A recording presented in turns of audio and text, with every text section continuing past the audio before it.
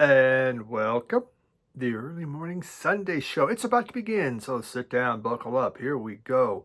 Um, there's going to be some noise today. The opening, it's going to be Halloween, and what people do, how they decorate their houses is pretty amazing. Now, not a lot, but the ones that go all out, oh my God.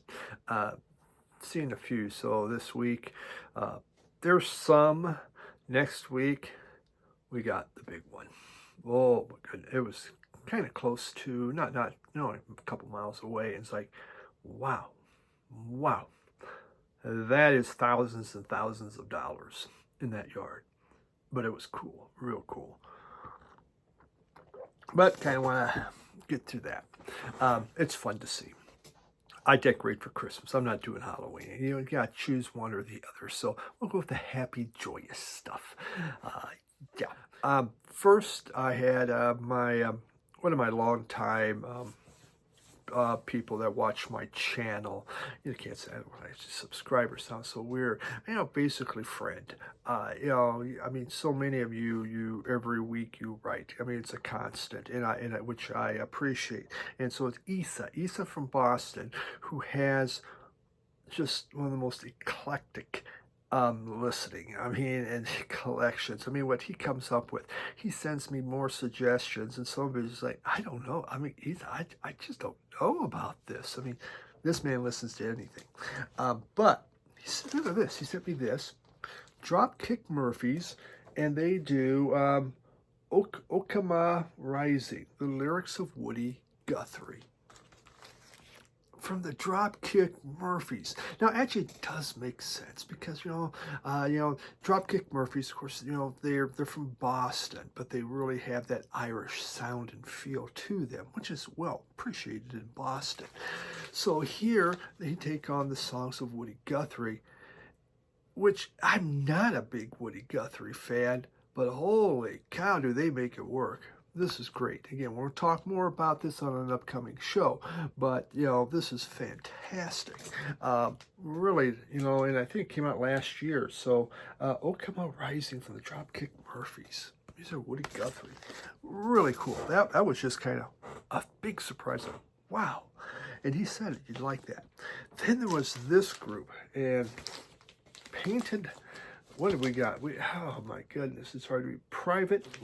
Private Lightning. Now, if you go like that, it looks like that, so you got to go like that. And from the 80s, and more of a new wave type music. And so I've listened to it once. I got to listen to it more.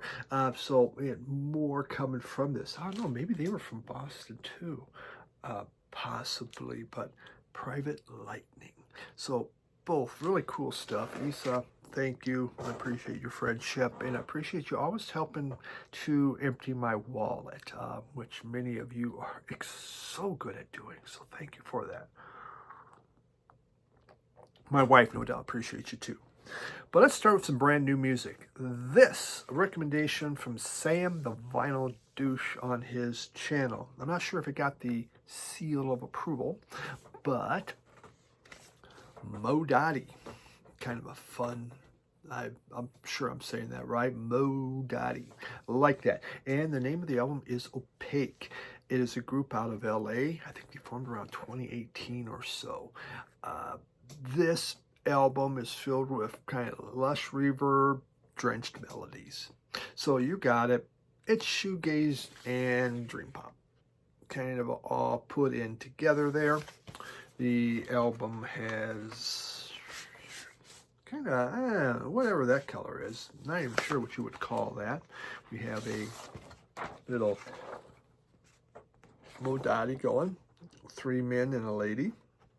A lot of good dream pop. Usually you have a female singer in there getting her lyrics buried by the drone and stuff. So we have that. Opaque is, again, the name of this. This is their self-released sophomore album. Actually, it was produced by Mark Gardner of the group Ride. So, Ride also, one of those great shoegaze bands. And so he produced this along with Seabright, which I'd shown a few months earlier. So he's staying busy trying to help some of these groups that like that kind of sound. The lead singer is Gina Negrini, and her vocals, they just kind of float atop of all this shoegazy wave of droning atmospherics that are going on.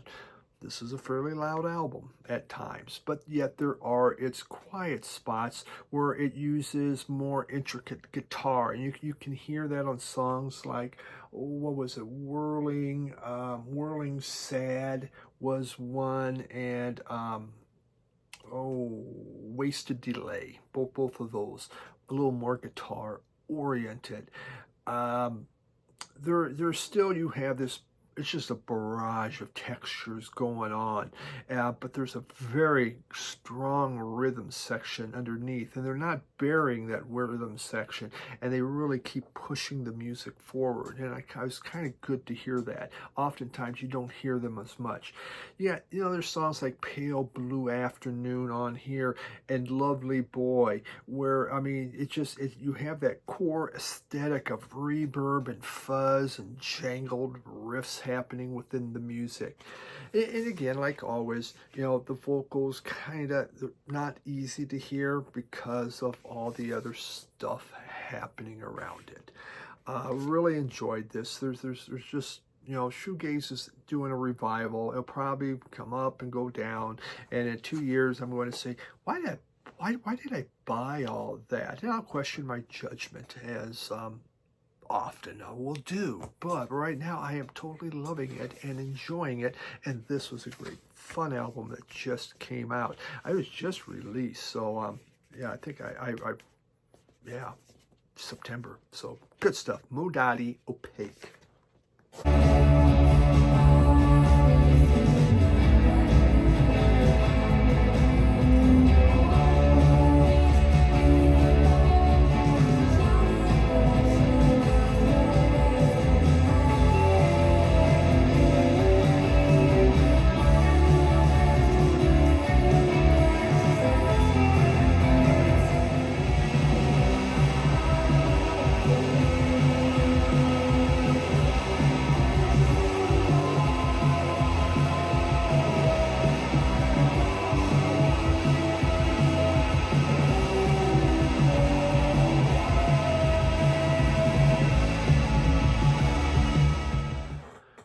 Moving on, let's go into the 90s, early 90s, something that was like super loud, and Soundgarden, out of Seattle, formed in 84, broke up in 97, then they had some off and on starts, of course. So Soundgarden, they started when Chris Cornell and Hiro Yakamoto, they started a group called The Shimps. I never liked Shemp of the Three Stooges. Remember Shemp of the Three Stooges? He took the place of Curly. Curly was kind of going nuts. I mean, we're talking insane or whatever. And Shemp came in, and you know what? I wouldn't even watch the Shemp Three Stooges. I didn't like him. Some people did, but I didn't. But they had a group called the Shimps, so that totally went away from the whole thing. But I just wanted to bring that up and get it off my chest. I thought you need to know this thing. But they broke up, and they formed the group Soundgarden, and actually was named after a sculpture called Soundgarden was the name of the sculpture in Seattle. That was in a park. So that's where they came up with the name of this group. Their debut album came out on SST, but then A&M picked them up. This here, which is Bad Motorfinger, shall always say the name of the album, but most people know the album anyway. Bad Motorfinger came out, was their third album, and it came out in 1991. Now, at this time, we have Pearl Jam coming out. 10, you have Nirvana coming out with Nevermind. Those two really took off. This is the loudest of the three. But things were happening in Seattle, and this is now everyone's scrambling to Seattle, as we all know. And everything, I mean, if you were just out there, clicking two rocks together in Seattle and could hum, you probably would have got a record contract. Everybody was jumping for that crap. But this is a lean, muscular album, and it is loud. I mean, it's I blow your ears out. I mean, if you crank this thing up, it is loud. There are howling solos. There's this weird droning and twisted and gnarled riffs happening. I mean, it's complicated. They're doing different time signatures and things on here. And Cornell's vocals, it's like a werewolf howling at the moon. He sounds like he's in anguish. There is so much power in this. When it came out, and I bought the CDs back in '91. I loved Nevermind. Nevermind was blowing me away. I liked 10. I had a harder time with this because it just seemed like it was just so much anger and power. It was rougher for me to handle, and I never became a big Soundgarden fan. Now we have 30 some years later, as I revisit these, with these reissues and stuff. Sure, be fun to buy an OG. That'd be a lot of money, wouldn't it? But to explore this, and you start to hear things differently as we get older, and that's what I like, and I've really liked this. This is a heavy, challenging, hard rock album, no doubt about it. There's just this, you have songs like Rusty Cage that has this relentless momentum, and Outshined is the same way. I mean, it just pummels you. Savage Psychedelics was kind of that kind of feel on the song, like Searching with My Good Eye Closed. There is a little psychedelia in here, but it's just hard charging rock. Soundgarden, Bad Motorfinger, pretty cool. It was great revisiting this, listening to this again, and I really found I have a much greater appreciation for this group.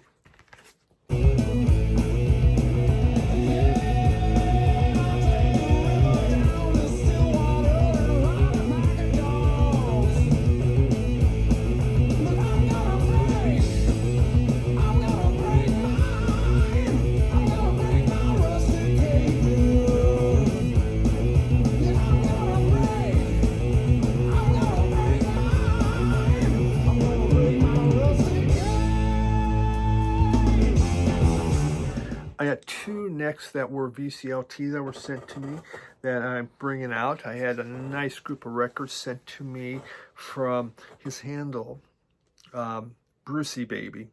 But I said I wasn't going to say his name was Ron, but Brucey Baby. Sorry, Ron. All right.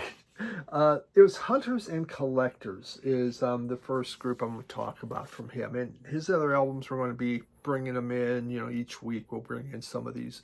But Hunters and Collectors were out of Melbourne. Formed in '81, broke up in '98, reformed in 2013. And so Brucey Baby sent me 2 albums by Hunters and Collectors. And I used to have one. It had like a kind of a yellow tinged album cover, almost like a mouth with like a couple fangs on it, I believe. And I listened to it and I liked it, but I can't tell you much about it. But then at the time I was just buying, in bulk. So yeah, that's just the way it is. Though I did buy that in the 80s. But this was fun to re-listen to. When Hunters and Collectors started, they were originally influenced by krautrock. And were a little more, the music was more abrasive, percussive, noisy guitars, kind of this post-punk thing going on. Their first band when they started, a couple of the members was called the Schnorts, which is a fun thing. Hey, the Schnorts. That would be a cool t-shirt too, a concert t-shirt. I saw the Schnorts. Then it was like the Jetsons, something like that. Hunters and Collectors came later, and actually the name Hunters and Collectors was from a track from the group Can. That's where they got it. Remember, they're highly influenced by krautrock. And their first few albums, they tanked. no one cared, no one wanted them. I mean, it's just they weren't selling very good. Here's the inner sleeve. Isn't that a nice inner sleeve? Fish and chips. I love fish and chips. Down in Alberta, they like fish and chips, I guess. And we have here we got Cutters and Collectors. Okay, White Label Records. White Label Records. Neat. All right, so moving on. The first few albums tank. So what they did is they pared back the art rock, and they developed more of a musical bass-driven rock and roll sound. They added horns. Bring in the horns, and so the band expanded. And suddenly, you know, they put out their new group put out their album in 1984, and it took off. People loved it, and off they went. Well, this is their second album that came out in 1984. It's a live album, so they finally take off. Let's put out a live album. This is The Way to Go Out. This was great. It came out again. It came out. It's a brand new lineup on here playing, and there is this throbbing bass, and I mean it's pounding, and pounding drums are happening. It might be the mix, but sounds really good. Really pushes that music forward. It still has kind of a little bit of a post-punk feel to it, but there's such incredible energy happening within this album, and the horns just give it that extra boost. This is a fun live album, really great listen. Then in 1987 they did What's a Few Men, and there we go. What's a Few Men. This also is really good. I guess they like blue inner sleeves. That seems to be the deal, right? And is it on the same label? And yes, we do. We have White Label Records. Okay, so A Few Men. This is a very accessible album.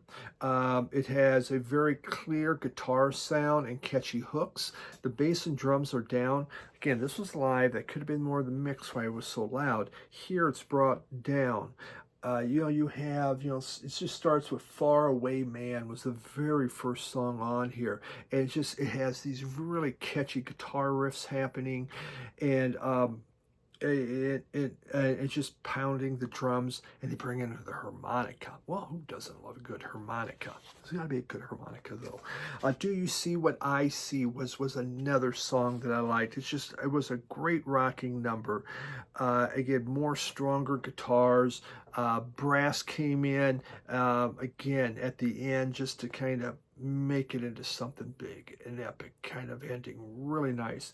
Around the Flame, I believe. Around the Flame, yeah, that was another one I really liked. Kind of acoustic, piano driven. Suddenly, I hadn't heard a lot of piano driven, but I had piano driven ballad with a country tinge to it, and just one of those choruses that it's a sing-along type chorus. This is just really, really good. I mean, it's just one good song after another good song. And, a lot of it is you can just get up, you can sing with them. It's like if you're in a bar, and you're just one of those bands up there playing, and you really get going with them. Really good stuff. Hunters and Collectors, What's a Few Men. Both of these albums were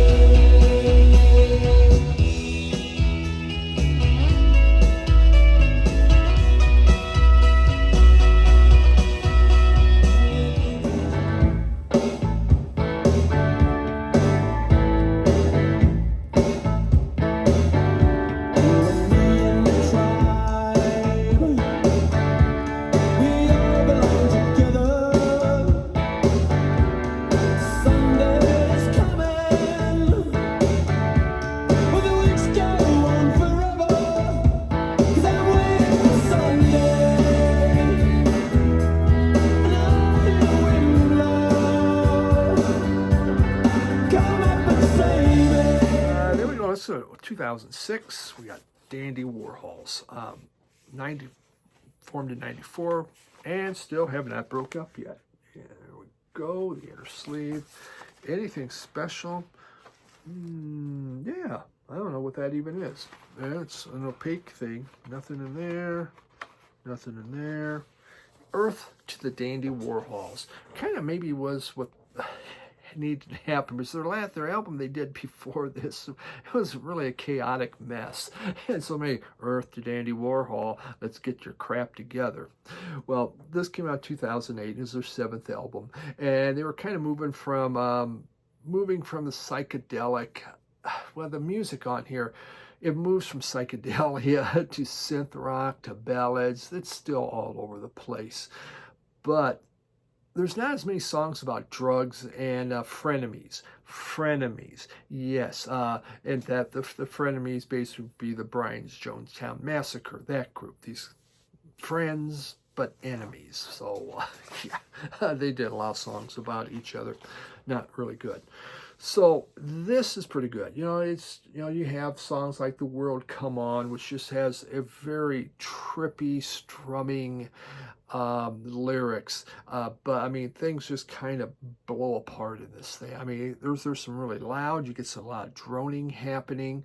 Love song, you could call it like futuristic Americana. It even has strings in a banjo. A banjo. At the Dandy Warhols. How about that? But futuristic Americana. But this is a 2-album set, and they have side D, Musée des Nougats. Musée des Nougats. Something like that. It's kind of Frenchy. It's a whole side, 15 minutes of almost like synthesizer drone. But it's just boring as heck. It's like, well, gosh, let's just fill this up with something. All right, I'm just going to press this key here, and we're just going to let it go on. And there's kind of like some type of lyrics happening there, but they're so buried in this drone. They put like a French accent on it.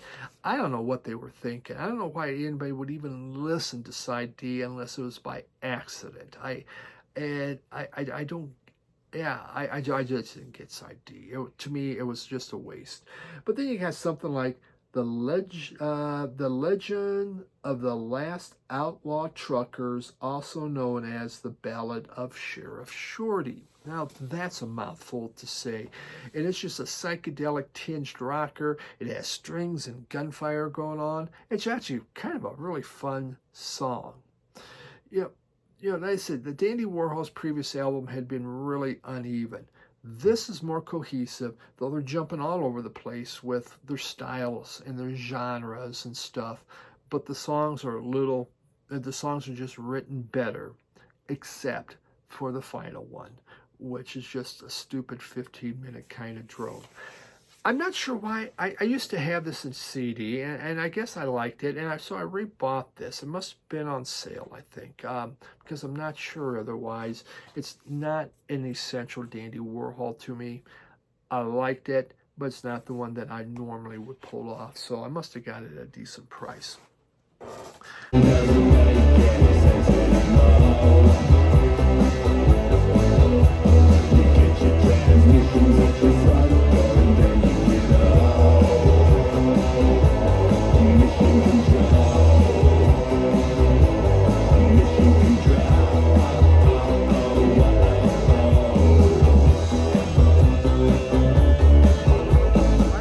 This off Find On Me Please, trying to spend my credit. I thought this might be interesting.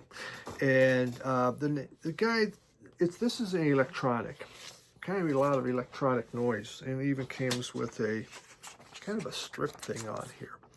And the name, the artist is Daniel Lopatin.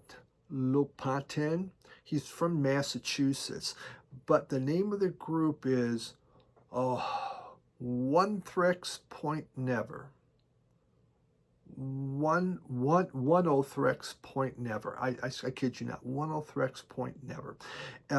Experimental electronic music. Now, Daniel, born in 82, so, his parents were all into music. They were Russian Orthodox Jews that came over.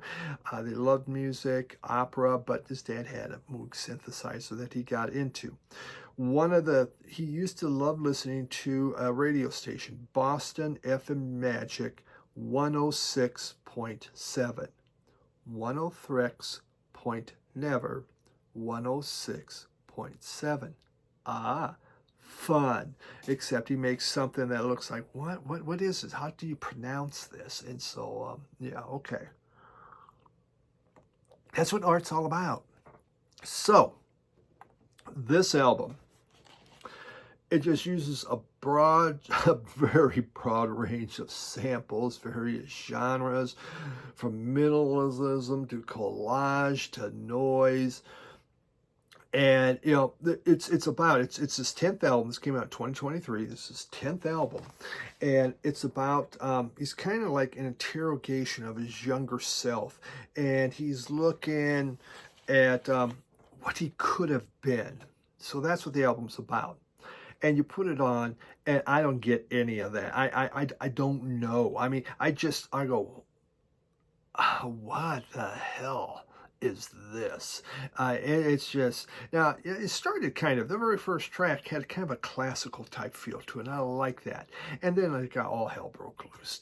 And it's just lots of noises and bleeps and blips and things. And Tice, maybe this is what you like. I don't, you know, you get into some of this soundscapes and things, and Stunty would probably say, man, that's a good album. I don't know, maybe Stunty wouldn't, but there's even some strings tossed in there, but just seems to be just this jumble.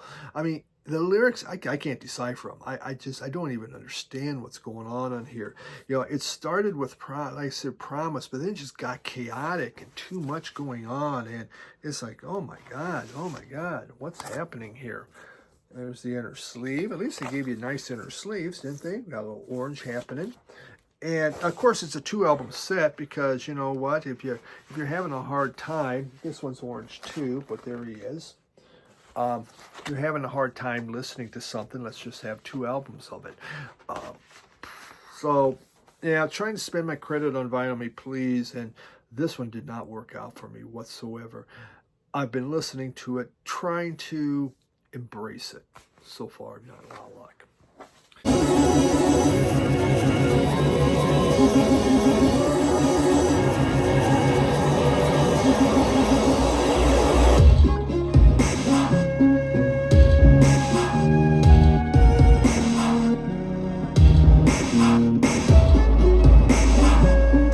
That's what we got this week. Thank you very much for hanging out with me and listening to records. Very good. Yeah, I don't know what I got planned for this coming week as far as midweeks, whether it be 1 or 2, who knows. So we're still working on all that. It's way too early, you know, to plan. But appreciate you coming along for the ride. Thank you very much for watching each and every week. Have yourself a great week too. Bye.